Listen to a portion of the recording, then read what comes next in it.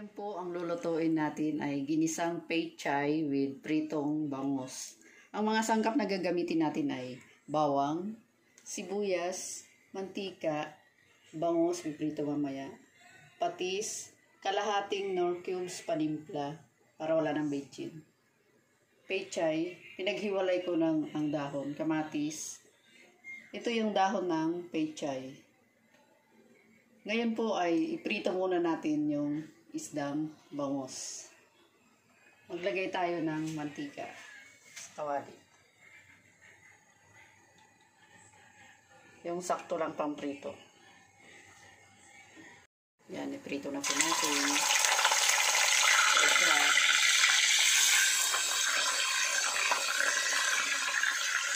Yan.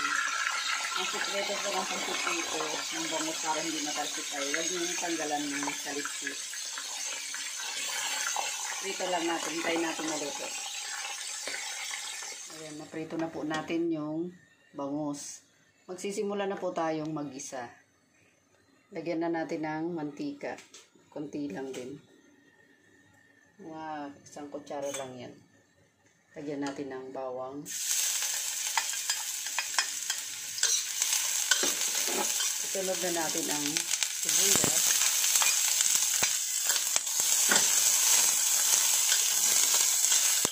Kamatis.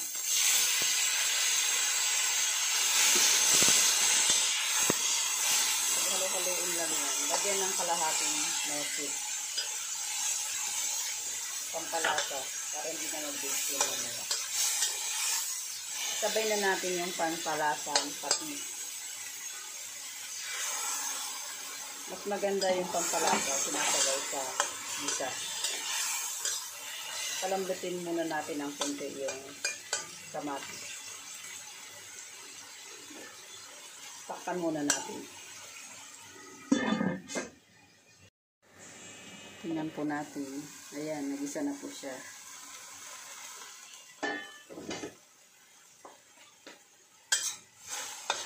Nadurog na yung kamatis. Pwede na natin ilagay yung pechay. Iuna natin yung walang dahon. Kasi yung dahon madaling maluto.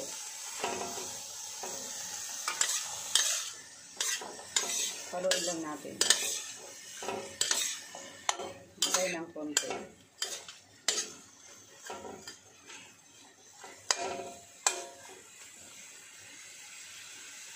Takpan natin ng mga ilang seconds lang to.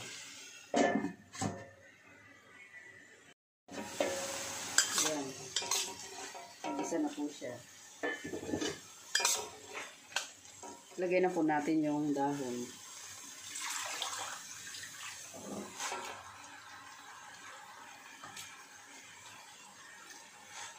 Haluin lang natin.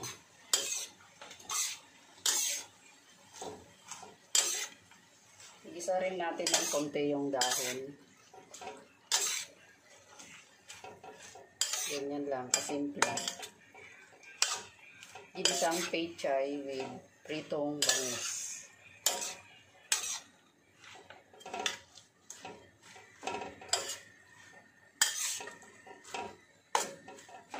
Lagyan na natin ng isang tasang tubig. Magsasabaw tayo ng konti. Yan. Pakuluan natin ulit. Siguro mga 1 minuto lang to, kulo na to. Hindi na natin tatakpan kasi ma-overcook yung dahon.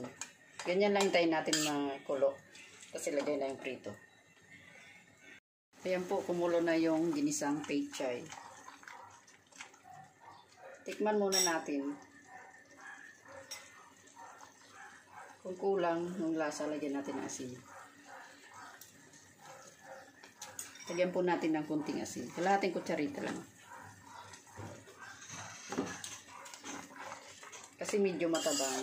Yung isda may asin na yun kaya kahit medyo matabang to. Lagay na po natin yung pritong isda. Sabay na natin sa pagkulo. Para yung lasa ng isda mapunta sa sabaw.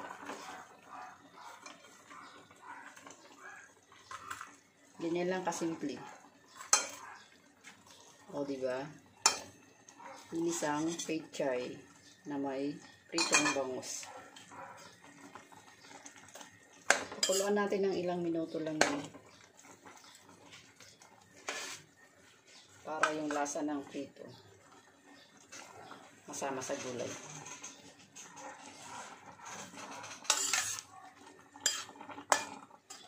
Ilang seconds lang yan. Ayan. Pwede na. Sandok na po tayo. Maglagay na sa serving plate.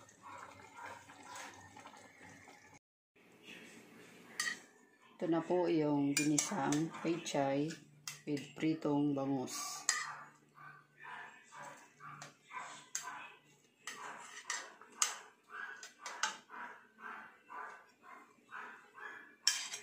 Ayan po, lagyan natin ang gulay.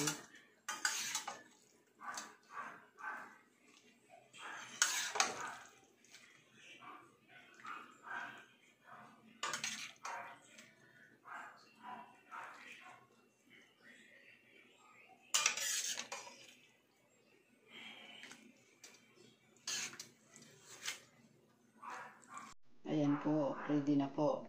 Ready to serve, kain na.